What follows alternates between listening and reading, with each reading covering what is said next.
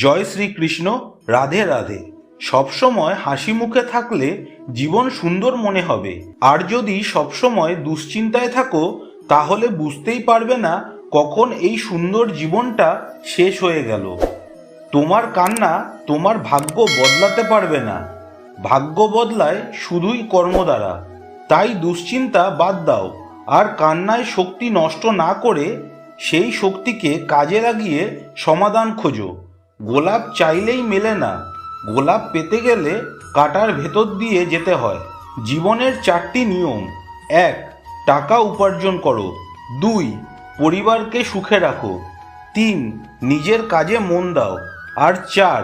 তোমার জীবন মহাপ্রভুর সেবায় কাজে লাগাও। শ্রীকৃষ্ণ বলেন, রাগের মাথায় বলা তিক্ত শব্দ এতটাই বিষাক্ত হতে পারে যে মুহূর্তের মধ্যে তোমার বলা শত শত মধুর কথা মুছে দিতে পারে। জীবন বদলায় তখন যখন বদলে যায় সেই মানুষগুলো যারা একসময় আমাদের কাছের ছিল। যখন আমি নিজেকে বন্ধু বানালাম তখন বুঝলাম আমাকে আমি সবচেয়ে বেশি চিনি। আমি আশায় বাঁচি না, আমি নিজের জেদে বাঁচি। লোভ আর ভয় যে কাউকে প্রতারক করে তুলতে পারে। নমস্কার বন্ধুরা, আজ আমি আপনাদের বলবো ভগবান শ্রীকৃষ্ণের কিছু মূল্যবান বাণী আর আমার জীবনের শেখা কিছু ক্ষুদ্র অভিজ্ঞতা। সফলতাই জীবন চ্যানেলে আপনাদের স্বাগত। যদি ভিডিওটা ভালো লাগে তাহলে সাবস্ক্রাইব করে দেবেন চ্যানেলটাকে। আজকের কিছু ভগবান শ্রীকৃষ্ণের মূল্যবান বাণী যা আপনার জীবনকে নেতিবাচক ভাবনায় ভরিয়ে দেবে। অনুরোধ করব ভিডিওটি সম্পূর্ণ দেখার জন্য। তাহলে শুরু করি। বিনামূল্যে শুধুমাত্র মা বাবার ভালোবাসা পাওয়া যায়, বাকি সম্পর্কগুলোর জন্য কিছু না কিছু দিতে হয়। কখনো কারোর কাছে কষ্ট প্রকাশ করো না, কারণ সামনে সবাই সহানুভূতি দেখালেও পেছনে মজা নেয়। ভাই ভাইয়ের সম্পর্ক ভগবান বানিয়েছিলেন সংকট ভাগ করে নেবার জন্য, কিন্তু আজ তা শুধু সম্পত্তি ভাগাভাগিতেই সীমিত হয়ে গেছে। যদি মানুষ তোমাকে নিচে নামাতে চায় তার মানে তুমি তাদের চেয়ে অনেক উপরে আছো। দুনিয়ার সবথেকে গরিব মানুষ সে যার মধ্যে সাহস নাই। নিজের গোপন কথা সবাইকে বলো না, কারণ এখানে সবার বন্ধুদেরও বন্ধু থাকে। জীবন বাঁচাতে গেলে কষ্ট হবেই, মরার পরও জল আর অনুভূতি কোনোটাই থাকবে না। যাদের আচরণ অমানবিক তাদের প্রতি সম্মান দেখানোর দরকার নেই। টাকা শুধু একটাই ভাষা বোঝে, আজ যদি তুমি আমাকে বাঁচাও তাহলে কাল আমি তোমাকে বাঁচাবো। সে বলে, আমি যদি তোমার সাথে ওপরে না উঠি অন্তত তোমাকে নিচে থেকে ওপরে উঠতে সাহায্য করব। জীবনের 3টে নিয়ম বানাও। 1. যাকে ভালোবাসো তার কাছে ক্ষমা চাও। 2. যে তোমাকে ভালোবাসে তাকে কখনো কষ্ট দিও না। 3. যে তোমাকে বিশ্বাস করে তার কাছ থেকে কখনো কিছু গোপন করো না। যে মানুষ নিজের ভুল স্বীকার করতে জানে সে জীবনের অনেক কিছু জিতে নেয়।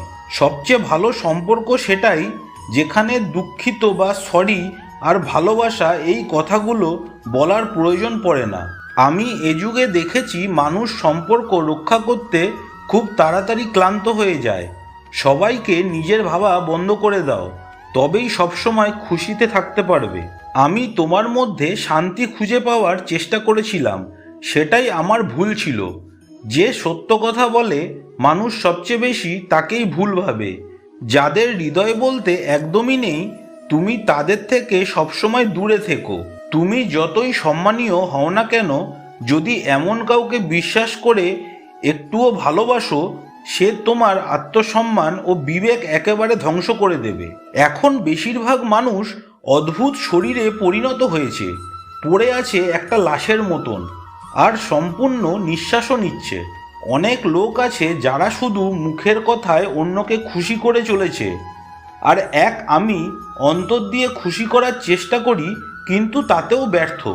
তাই যতটা সম্ভব চুপ থাকাই ভালো, কারণ সবথেকে বেশি পাপ হয় মানুষের জিভ থেকেই। জীবনে আসল শিক্ষা ব্যথা থেকেই পাওয়া যায়, আর আমাদের জীবন শিখিয়ে যায় কারোর জন্য নিজেকে শেষ করে ফেলো না। দেখবে সে কিন্তু তার জীবনে ঠিক ভালোই আছে, আর তুমি শুধু অতিরিক্ত ভেবে যাচ্ছ। কখনো কাউকে গরিব হওয়া নিয়ে কটাক্ষ করো না। সে গরিব হয়েছে কিন্তু সেটা তার অপরাধ নয়। সত্যিকারের ভালোবাসা মানে তুমি তার কাছ থেকে নিখুঁতভাবে সব কিছুই পাবে সেটা নয়। যাকে ভালোবাসো তার অন্তরের সৌন্দর্য বিচার করো, বাহ্যিক সৌন্দর্য নয়। অর্থাৎ মনের সৌন্দর্য আসল সৌন্দর্য, মুখের নয়। কিছু অনুভূতি এমন হয় যা মুখে প্রকাশ করা যায় না, শুধু অনুভব করা যায়। ভালোবাসা সবসময় মধুর হবে এমনটা নয়। একটা সম্পর্কে সত্যিকারের ভালোবাসা থাকলে শুধু হবে না, তার সাথে দরকার বিশ্বাস, শ্রদ্ধা ও বোঝাপড়া। আজকাল ভালোবাসা ফ্যাশনের মতন, এক যায় এক আসে, কিন্তু এতে সত্যিকারের সুখ আসে না। উপবাস শুধু খাবারে নয়, লোভ, নিন্দা, ঘৃণা, রাগ, খারাপ চিন্তারও হওয়া উচিত। শ্রীকৃষ্ণ বলেন, যদি জীবনে খুশি থাকতে চাও তাহলে জীবনে নিজের সিদ্ধান্ত নাও পরিস্থিতি বুঝে। দুনিয়াকে দেখে নেওয়া সিদ্ধান্ত মানুষকে শুধু কষ্টই দেয়। একটা পাখি ঈশ্বরকে বলল, ভীষণ কষ্ট করে আমি একটা বাসা বানিয়েছিলাম, কিন্তু আপনি ঝড় পাঠিয়ে আমার ঘর ভেঙে দিলেন।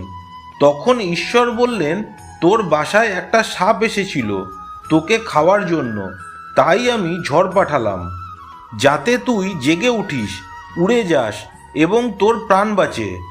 আমাদের জীবনেও এমন অনেক বিপদ আসে যার আসল কারণ আমরা বুঝতেই পারি না।